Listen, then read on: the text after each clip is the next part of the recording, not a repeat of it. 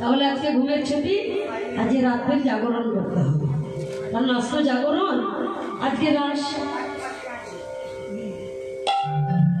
ও মায়েরা, একদিন দেবর্ষি নারদ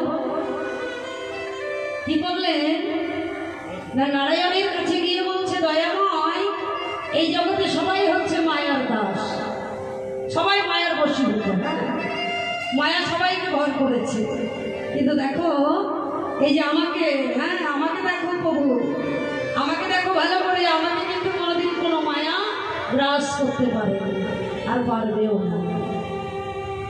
নারায়ণ বলছে, ও নারদ তাই? বাবা, তাহলে তো খুব ভালো কথা। আচ্ছা ঠিক আছে, শোনো নারদ, আজ আমরা দুজন মিলে ঘুরতে যাব। কে কে মা, কে কে ঘুরতে যাবে? আমার মায়েরা মন দিয়ে শুনছে না। কে কে ঘুরতে যাবে? নারায়ণ আর নারদ দুজন মিলে ঘুরতে যাবে। আচ্ছা ঘুরতে বেরিয়েছে, ঘুরতে ঘুরতে ঘুরতে ঘুরতে কোথায় এসেছে মা? একেবারে একটা মরুভূমিতে চলে এসেছে। আর সেই মরুভূমিতে কি দেখছে? চারিদিকে শুধু জল আর জল। মরুভূমিতে তো জলই থাকে, তাই না? থাকে না? ভাগ্যের সাথে বললেন, এটা তো আমি জানতামই না। জায়গাতে তা মরুভূমিতে এসে নারায়ণ বলছে, ও নারদ, দেখো না আমার প্রচন্ড জল পিপাসা দিয়েছে, এখানে তো কোথাও জল নেই, তাহলে এক কাজ করো না, তুমি আমার জন্য এক গ্লাস জল নিয়ে এসো। নারদ বলছে, প্রভু এ কথা, আপনি জল খাবেন? আচ্ছা ঠিক আছে।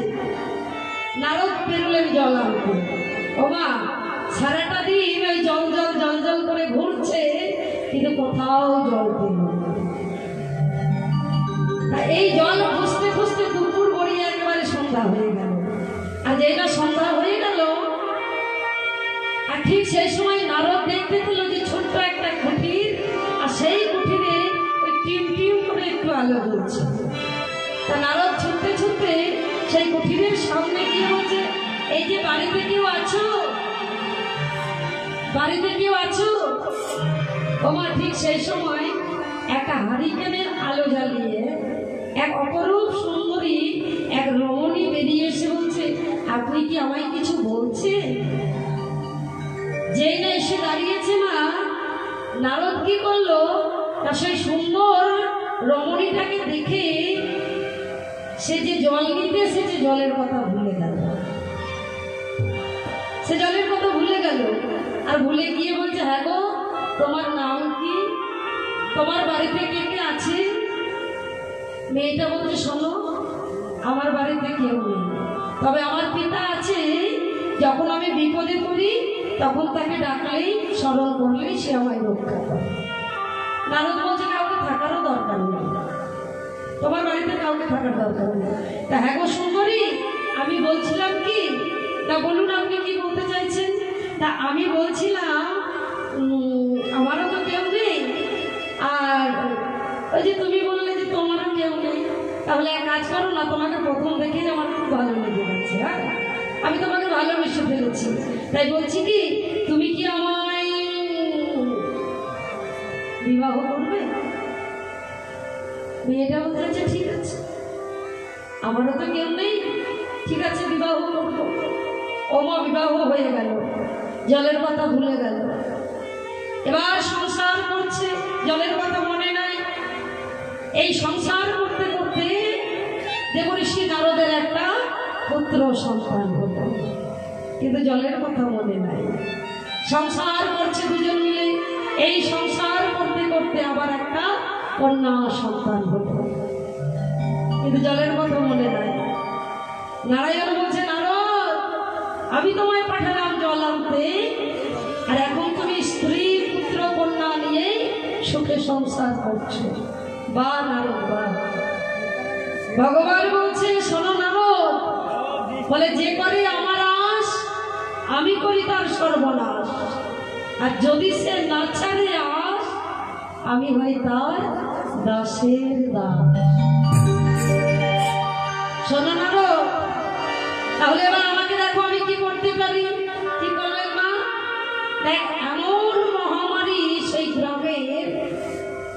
মানে শয়ে শয়ে লাখে লাখে লোক মারা যাচ্ছে।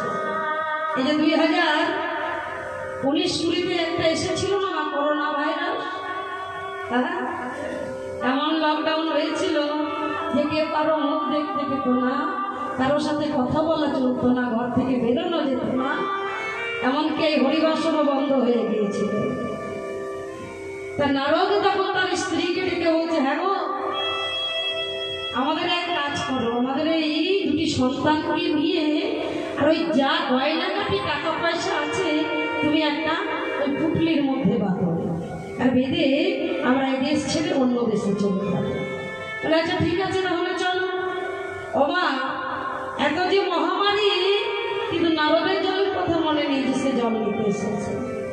এবার কি করলে, পুত্র সন্তানকে নিয়েছে হাতে ধরে, আর কন্যা সন্তানকে কোলে নিয়েছে, আর সেই গহনার পুটলিটা নিয়েছে মাথার মধ্যে। নারায়ণ বলছে, বাহ প্রভু বাহ, নারায়ণ বলছে, বাহ নারদ বাহ বাহ। তা যাচ্ছে, এবারে যেতে যেতে হয়েছে কিনা না, যেতে যেতে রাস্তার মাঝে একটা নদী, তা নদীর মধ্যে কোনো পুল নেই, ব্রিজ নেই, সাঁকো নেই, এমন ভাবে বেরোবে, চারিদিকে শুধু দেখছে জল আর জল, জলে জলে জলমগ্ন। নারায়ণ বলছে, নারদ, সামনে এত জল দেখেও তোমার জলের কথা মনে পড়ছে, তুমি তোমার স্ত্রী কন্যা পুত্রকে নিয়ে তুমি এদেশ ছেড়ে চলে যাচ্ছ।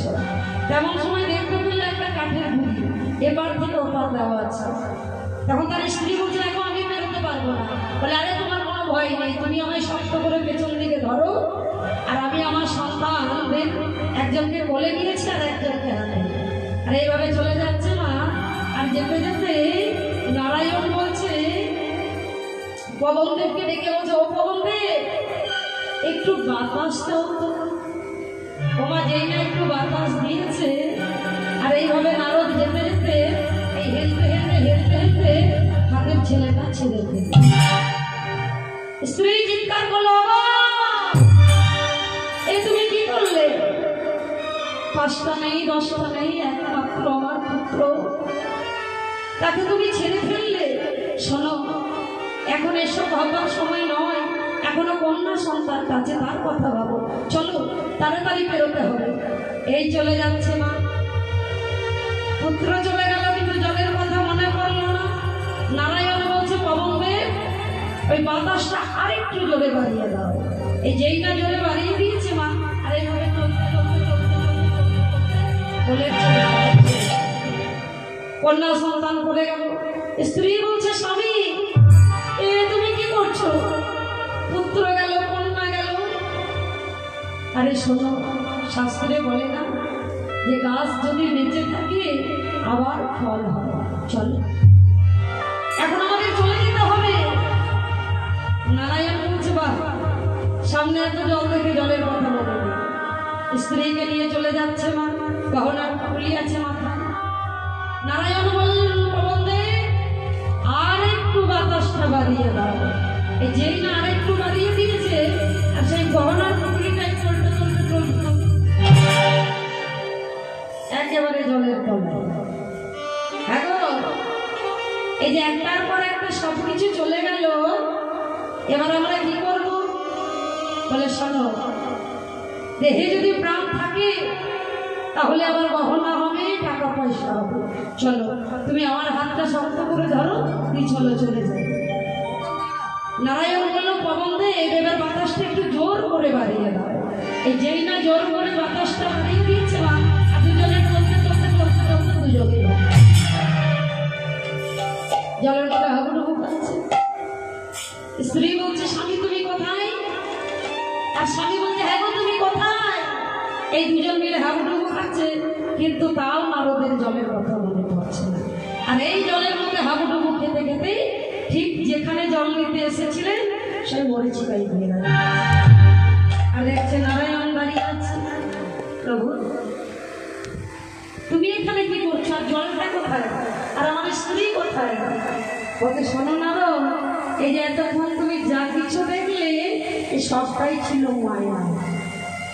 তুমি বলেছিলে না যে মায়া কোনোদিন আমায় বাঁধতে পারবে না, মায়া আমার আবদ্ধ করতে পারবে না। শোনো, এই মায়া এমনই একটা জিনিস, এই মায়া যে কেউ ভর করতে পারে। তাহলে তুমি দেখলে তো? বলে হ্যাঁ দাদা, মায়া দেখি জিনিস আমি খুব ভালো করে জেনে। এই মায়ার বাঁধনে বাঁধা করে আমি যে তোমার জন্য জল আনতে গিয়েছিলাম দয়াময়, সেই জলের কথাও ভুলে গেলাম। তাহলে মা, আমরা হচ্ছে সেই মায়া ধরেছি, মায়ার বাঁধনে বাঁধা পড়েছি। ছেলে আমার, মেয়ে আমার, সংসার আমার, গাড়ি আমার, বাড়ি আমার, জমি আমার, জায়গা আমার, বৈভব আমার, সব আমার। এই যে এই রাত্রিটা শেষে যে সকাল হবে, আর সেই ভোরের সকাল যে আমরা সবাই দেখতে পাবো তার কোনো গ্যারেন্টি নেই। এই যে আমরা বীরভূম থেকে এসেছিলাম, আবার যে বাড়ি ফিরে যেতে যে পারবো তারও কোনো গ্যারেন্টি নেই। আর কীর্তন শুনতে এসেও যে সবাই বাড়ি ফিরে যেতে পারবো তারও কোনো গ্যারেন্টি নেই। এই নিঃশ্বাসকে কখনো বিশ্বাস নেই।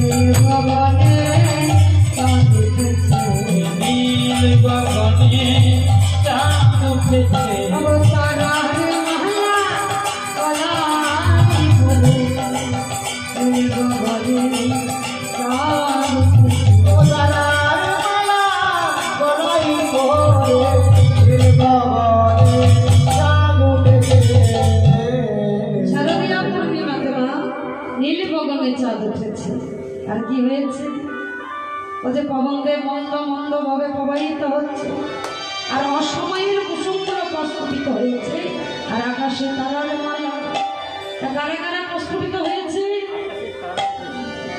কারা কারা প্রস্ফুটিত হয়েছে? ফুল মল্লিকা মালতী জ্যোতি, ফুল মল্লিকা মালতী জ্যোতি, ফুল মল্লিকা মালতী জ্যোতি, ফুল মল্লিকা মালতী জ্যোতি। হায় মত, হায় মত, মত মধুকর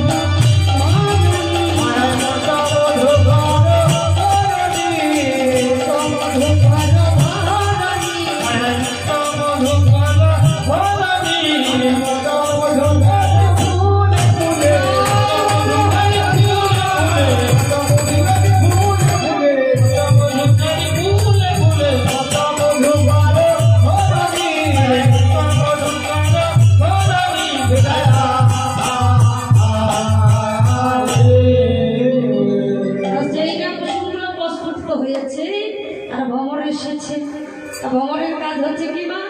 মধু সঞ্চয় করা। কিন্তু তারা আজ কোনো মধু সঞ্চয় করছে না। তারা কি করছে? তারা ফুলে বসেছে, ফুলে বসেছে, বসেছে, বসেছে, ফুলে ফুলে তারা ফুলে বসেছে, ফুলে ফুলে তারা ফুলে বসেছে, ফুল ফুল সে ফুল বসে, ফুলে ফুলে তারা ফুলে বসেছে, ফুল ফুল সে ফুলে বসে, ফুলে ফুলে তারা ফুলে বসেছে। তারা কোনো মধু সঞ্চয় করছে না, তারা শুধু ফুলে বসছে। আর ফুলের কানে কানে গিয়ে বলছো, ফুল যেন ঝরে পড়ো না, ঝরে পড়ো না, পড়ো না, ঝরে পড়ো না, ফুটিয়ে আছো যখন ঝরে পড়ো না, এই আছো যখন ঝরে পড়ো না। ভগবীর রস ধরবে যদি, ফুটিয়ে আছো যখন ঝরে পড়ো না। রাধা গোবিন্দের দেখবে যদি, ফুটিয়ে আছো যখন ঝরে পড়ো না। বলতে দেখো ঝরে পড়ো না, কারণ এই স্থানটা হচ্ছে বৃন্দাবন। তো আজ রাসলীলা হবে, তাহলে দর্শন করতে হবে, গোবিন্দের চরণ পেতে হবে। কানে কানে গিয়ে তারা গান করেছে, গান করিছে, গান করেছে, গান করিছে, গান করেছে, গান করিছে, কানে কানে তারা গান করেছে, কানে কানে তারা গান করিছে। করে করে সারে কানে কানে তারা গান করেছে।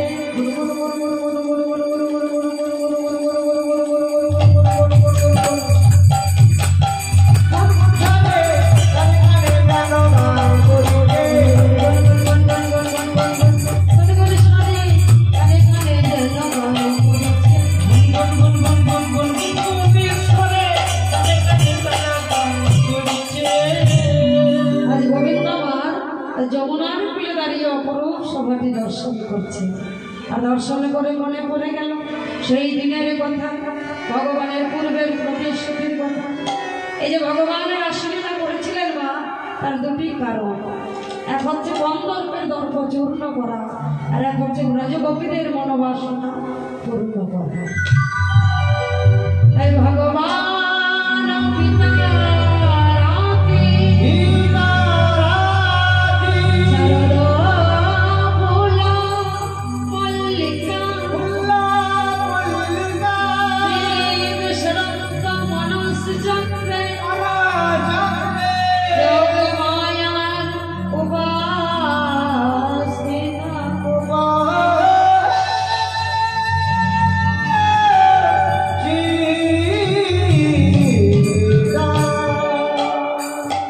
আজ ব্রজগোপীরা কি করলেন মা? তারা দামোদর ব্রত করলেন। দামোদর মাস নিয়ম সেবা মাস, যেটা কার্তিক মাস। সেই কার্তিক মাসে 1 মাস তারা ভবিষ্য অন্ন রন্ধন করে সেবা করে আজ মা কাত্যায়নীর কাছে তারা প্রার্থনা করছে।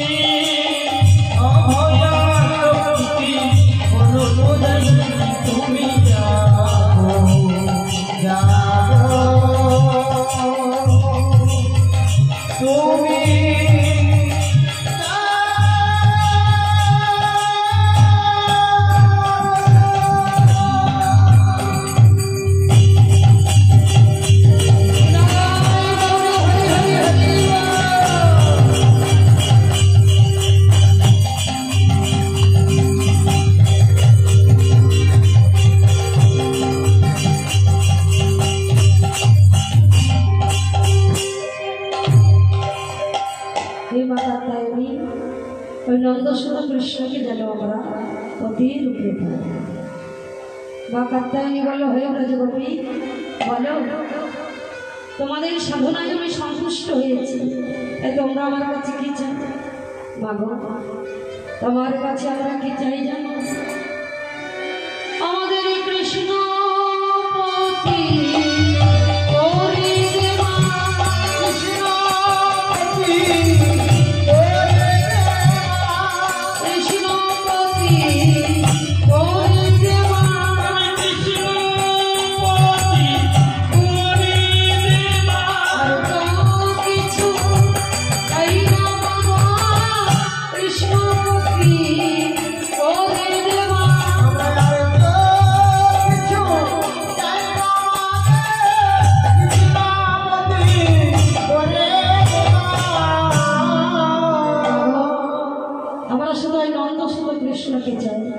আচ্ছা ঠিক আছে, তোমরা একদিনের জন্য পাবে, তবে আজ নয়, আগামী শারদীয়া পূর্ণিমা। তাই আজ হচ্ছে না সেই শারদীয়া পূর্ণিমা। আজ গোবিন্দ আমার পূর্ণিমার চাঁদকে দর্শন করবে। আজ মুরলিপি করে নিয়ে সে বংশী বটের দিকে চলে গেলে, আজ মুরলিপি করে নিয়ে বংশী বটের দিকে চলে গেলে।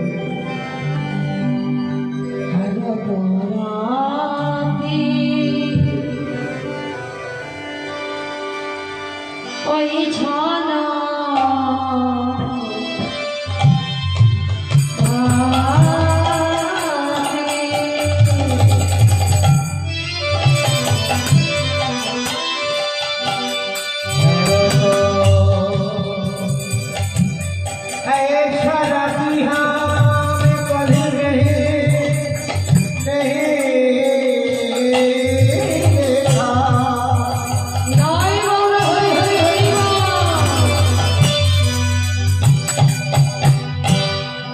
বৃন্দাবনে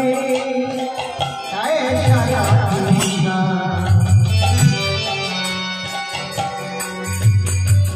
হাতে কভি দেখে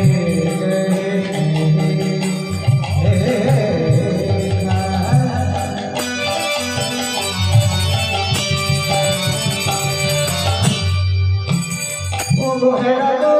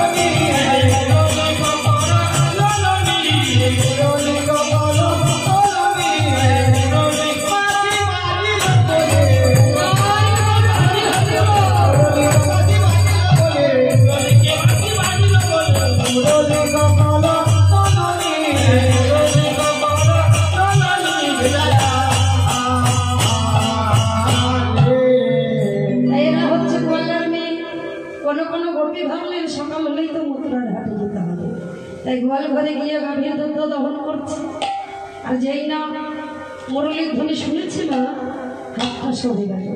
যেই না হাতটা সরে গেল, সে গোপীর চির অভ্যাস, সে তো হাতটা নেড়ে যাচ্ছে। গাভীটা কিন্তু সম্মুখে নেই, তাই এক পাশে দাঁড়িয়ে পদে কথা হচ্ছে, রাধে রাধে তুমি কি করছো? বলে কেন? গাভীর দুধ দহন করছি। বলে গাভীটা কি সম্মুখে আছে, দেখতে পাও না? বলে কি দিয়ে দেখবো? মন্ত্র সপে দিয়েছি গোবিন্দ চরণে।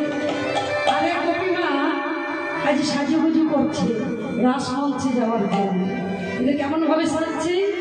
কোনো কোনো গোপী একটা কানে দুল পড়েছে, কোনো কোনো গোপী একটা হাতে কঙ্কন করেছে, কোনো কোনো গোপী একটা পায়ে আলতা পড়েছে, আবার কোনো কোনো গোপী একটা নয়নে কাজল করেছে। তারা কেমন ভাবে যাচ্ছে? আজ বিছুরি গে হরি জহর এখন নয়নে কাজল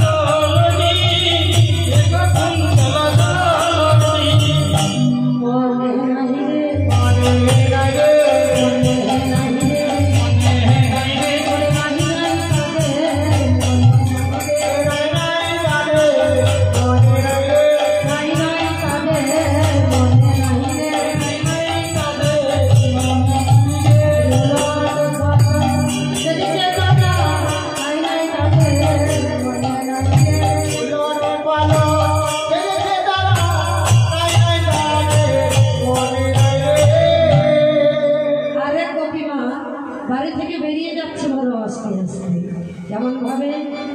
আহা সিদ্ধিলা চন্দনে